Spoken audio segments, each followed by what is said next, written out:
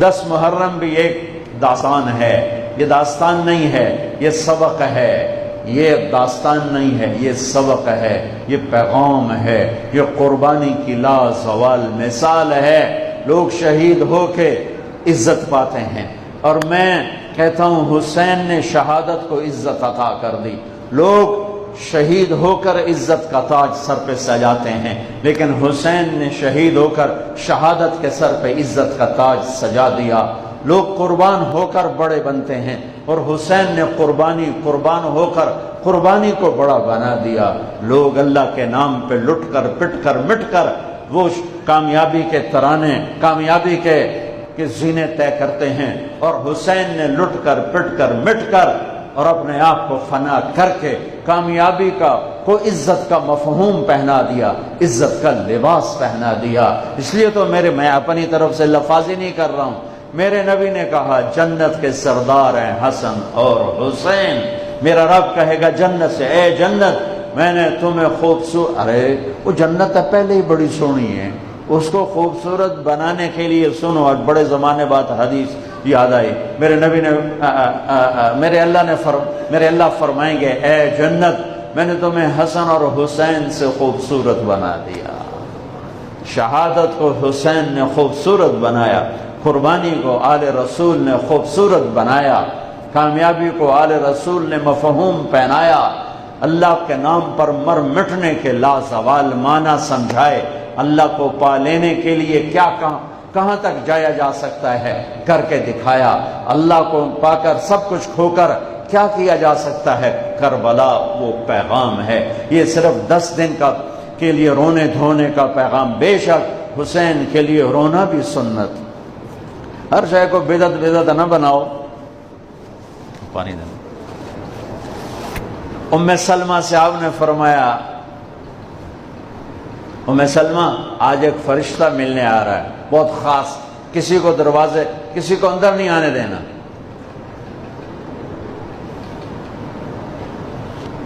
حضرت ام سلمہ پیرے پہ کھڑی ہو گئی، تھوڑی دیر میں حسین آ گئے، چھوٹے بچے معصوم ابھی، اندر جانے لگے، انہوں نے روک دیا، وہ رونے لگے، وہ روئے تو انہوں نے چھوڑ دیا۔ تھوڑی دیر کے بعد اندر سے میرے نبی کے زور زور سے رونے کی آواز آئی، زور زور سے رونے کی آواز آئی۔ ام سلمہ رہ نہ سکی، بھاگ کے اندر گئیں، تو آپ نے کیا دیکھا؟ آپ نے حسین کو یوں سینے سے چمٹایا ہوا اور ایسے ہل ہل کے رو رہے تھے، ایسے بلک بلک سسک سسک کے رو رہے تھے، اور آپ کے آنسو آپ کے رخسار اور داڑھی پر اتر کر رہے تھے، اور آپ نے یوں بھینچا ہوا، ایسے دبایا ہوا تھا۔ تو حضرت ام سلمہ نے کہا میرے ماں باپ قربان یا رسول اللہ، کیا ہوا؟ آپ ایسے تڑپ کے کیوں رو رہے ہیں؟ تو آپ نے روتی آواز میں کہا، بہتے آنسوؤں کے ساتھ، کپ کپاتے بدن کے ساتھ، کہ ام سلمہ یہ فرشتہ جو مجھے ملنے آیا تھا، یہ میرے بچے کو دیکھ کر کہہ رہا ہے کہ آپ کی امت اس بچے کو قتل کر دے گی، اور جہاں اس کا خون گرے گا وہ مٹی مجھے دکھائی ہے اس نے، کہ میں اس لیے اس پہ رو رہا ہوں۔ ابھی تو وہ شہید نہیں ہوئے اور رویا جا رہا ہے، تو ہم تو ان کی شہادت پہ روتے ہیں بھائی، ہم تو ان کی شہادت پہ روتے ہیں، اور یہ قیامت تک روتے رہے گی دنیا۔ قیامت یہ اللہ کا نظام ہے، اس نے کربلا کے واقعے کو یوں کر دیا جیسے ہر سال آج ہی ہوا ہے، آج ہی حسین شہید ہو رہے ہیں، آج ہی عبداللہ کا سر کٹ رہا ہے، آج ہی زینب کی چادر کو پھاڑا جا رہا ہے، آج ہی لاشوں کو گھسیٹا جا رہا ہے۔ وہ میں حیران ہوتا ہوں، ٹیپو سلطان سرنگا پٹم میں شہید ہوئے، دشمن کون انگریز کون کافر، تو برطانوی لشکر نے ان کو توپوں کی سلامی دے کر دفن کیا، اور عزت و احترام کے ساتھ دفن کیا، اور میرے نبی کے نواسے کی لاش کو ان کم بختوں نے کفن بھی نہ پہنانے دیا، جنازہ بھی نہ پڑھنے دیا، دفن بھی نہیں کرنے دیا۔ اگلے دن بنو اسد کے بارے میں پتہ چلا عمر بن سعد کو،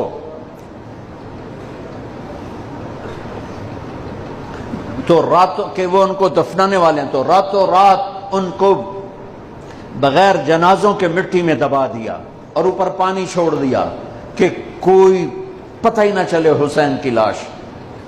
بنو اسد کا بوڑھا آیا، اگلے جب پانی خشک ہو گیا وہ آیا اور اس نے مٹی اٹھا اٹھا کے سونگنا شروع کی۔ سبحان اللہ، سونگ رہا ہے، سونگ رہا ہے، سونگ رہا ہے۔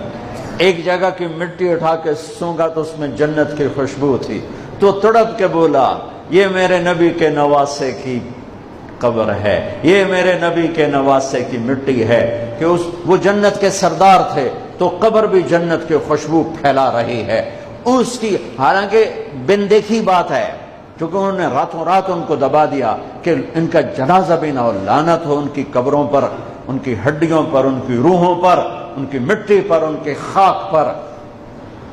سمجھ میں نہیں آتا، نبی کے گھر کے کتے کی بھی ہم تو عزت کریں گے اگر آج ہمیں پتہ چلے یہ نبی کے گھر کا کتا ہے۔ ان کم بختوں کے سامنے نبی کے نواسے کھڑے تھے، نبی کی نواسیاں تھیں اور نبی کی اولاد تھی، اور ان کے دل ایسے پتھر، آنکھیں ایسی اندھی، کان ایسے بہرے کہ انہیں ایسے تلوار چلائی جیسے سامنے کوئی رومی لشکر کھڑا ہو، یا جیسے سامنے کوئی فارسی لشکر کھڑا ہو۔ اتنے عظیم ہستیاں، میں کہاں سے بیان کروں؟